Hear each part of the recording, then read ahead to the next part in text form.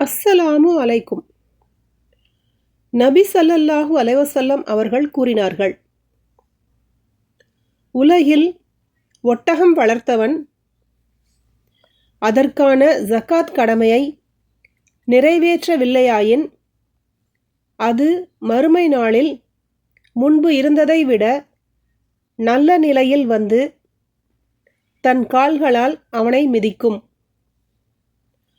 உலகில் ஆடு வளர்த்தவன் அதற்கான ஜகாத் கடமையை நிறைவேற்றவில்லையாயின் அது மறுமை நாளில் முன்பு இருந்ததை விட நல்ல நிலையில் வந்து தன் குளம்புகளால் அவனை மிதித்து தன் கொம்புகளால் அவனை முட்டும்.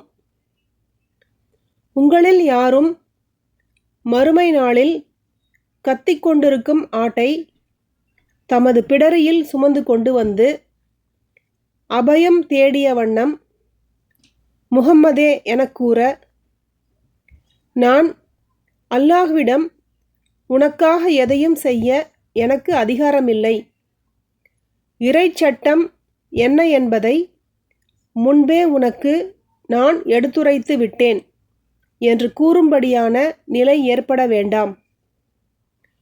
யாரும் மறுமை நாளில் கத்திக்கொண்டிருக்கும் ஒட்டகத்தை தமது பிடரியில் சுமந்து கொண்டு வந்து முஹம்மதே எனக் கூற, அதற்கு நான் அல்லாஹ்விடம் உனக்காக எதையும் செய்ய எனக்கு அதிகாரமில்லை, முன்பே உனக்கு நான் எடுத்துரைத்து விட்டேன் என்று சொல்லும்படியான நிலைமை ஏற்பட வேண்டாம். நீர்நிலைகளில் பால் கறந்து அங்கு வரும் ஏழைகளுக்கு கொடுக்கப்படுவதும் அவற்றுக்கான தார்மீக கடமைகளில் ஒன்றாகும் எனவும் நபி ஸல்லல்லாஹு அலைஹி வஸல்லம் அவர்கள் கூறினார்கள். இதை அபூ ஹுரைரா ரலியல்லாஹு அன்ஹு அவர்கள் அறிவிக்கிறார்கள். சஹீஹ் புகாரி 1402, அத்தியாயம் 24, ஜகாத்தின் சட்டங்கள்.